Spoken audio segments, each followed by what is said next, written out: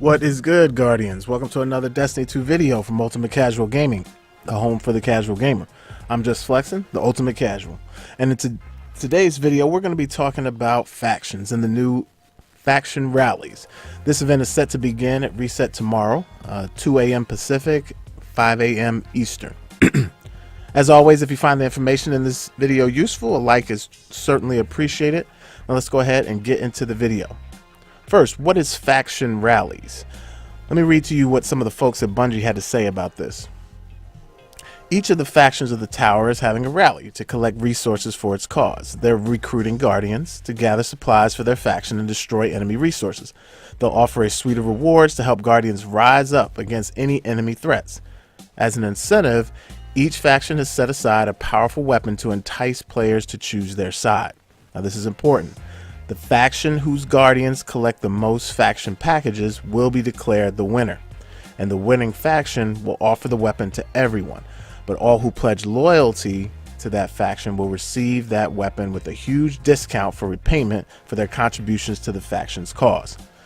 Now they're going to have representatives in the tower: Arak Jalal from Dead Orbit, Lakshmi 2 from Future War Cult, and Executive Hideo of New Monarchy. Old veterans of Destiny, the original Destiny, will know these folks because they are making a return, and they're going to ask you to pledge your loyalty.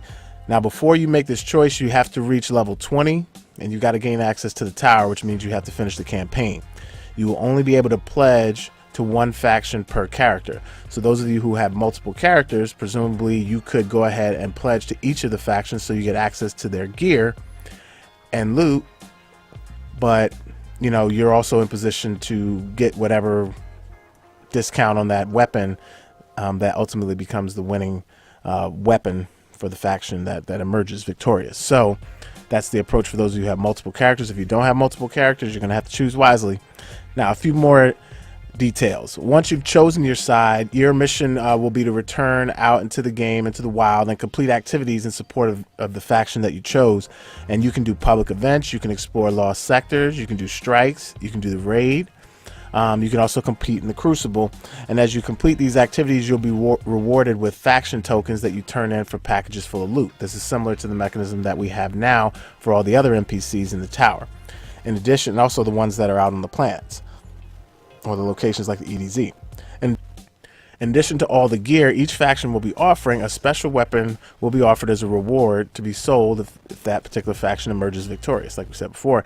And everyone who pledged to the winning faction will be able to purchase it for 1,000 glimmer.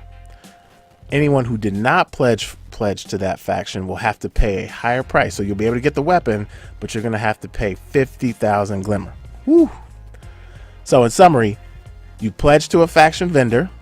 That pledging, by the way, we learned today, places a buff on the player character for the duration of the event and associates that character with the particular faction. You earn faction reputation tokens by destroying enemy resources in lost sectors. So we get to go in lost sectors and have a reason to run in those.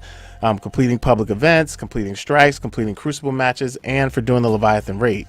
You then get those tokens, you turn them in for reward packages, and then each faction has themed rewards from their faction. In fact, they posted some of the gear and weapons that is going to be available by faction on Bungie.net. Let's go ahead and take a look at some of these.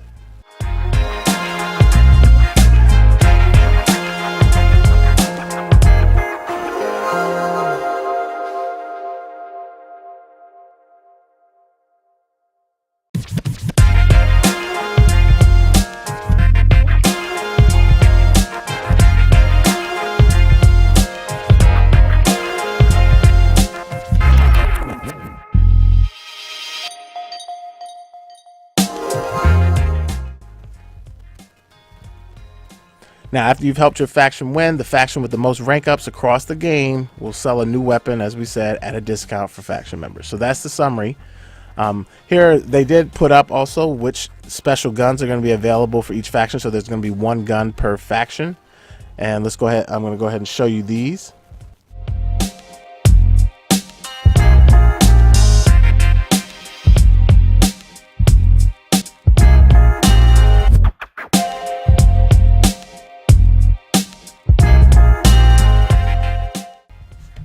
Now, if you have not seen already, after the update today, you can actually pull up the director and the tower, and you can actually see where they're located. So now they have symbols. So there's a Rock Jalal in the hangar of the last city, and right nearby is Lakshmi 2. Now let's run on over there and take a look at their spaces. Most folks have seen this by now, but you might have run right by it and not noticed it. This has been in here since the start of the game. The NPCs just haven't been there. Oh, see, we're running over here. This is the new Monarchy side. Actually, I did not go to the Future War Cult and Dead Orbit side, but this is the new Monarchy side. You can see this is one, I guess, where they're going to turn in. Well, I don't know if this is where you're going to turn it in, but you can see they have some symbolism there. This whole area probably is also theirs. You can see some of their logos on things. So once you pledge them, well, you got to pledge them if you're going to do New Monarchy, and then you're going to come back there to return and turn in your tokens. Now let's go to the other side and check out Future War Cult and Dead Orbit. Now this is Future War Cult. This was the faction that I loved. I love the colorfulness to it, and obviously just flexing with the F for flex. I was all about Future War Cult, and I think I still will be. I'm gonna probably do the method of pledging one per character, though. I do like to get access to all the cool things, but Future War Cult was always my main. You can see they probably have the most impressive area, which makes sense because they're part of the Future War Cult. If you don't know about the lore associated with these, I'm sure they're gonna have some lore that we can take a look at once we get in there. But if not, you can also check out My Name is Bife. He does some pretty cool lore videos, and he already has put up lore videos on each of the factions. By the way, we're now at Dead Orbit, and I assume that we will find the representative somewhere in here. Lakshmi 2 will be upstairs, and Arak Jalal will be down here somewhere.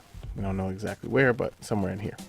So this is where you want to look for Dead Orbit in the hangar as well. You'll want to look for Future War Cult. Good thing they're right next to each other. It's funny because they were right next to each other in the first game too, with Dead Orbit being down below and Future War Cult being up top. So very interesting. So that's it on the faction rallies. I hope you guys found the content helpful and that you guys participate in the rallies tomorrow. It'll be something interesting for us all to do, adding to some of the content. I certainly appreciate you guys watching, and hope you found the video informative. If you did, a like is certainly appreciated, and it helps us out. Of course, if you want more content on Destiny 2, remember to hit that subscribe button and click on the bell next to it to get notifications when we post new videos. That's all for now. A sincere thanks to all the gamers out there, casual and hardcore. Let's go and get our game on.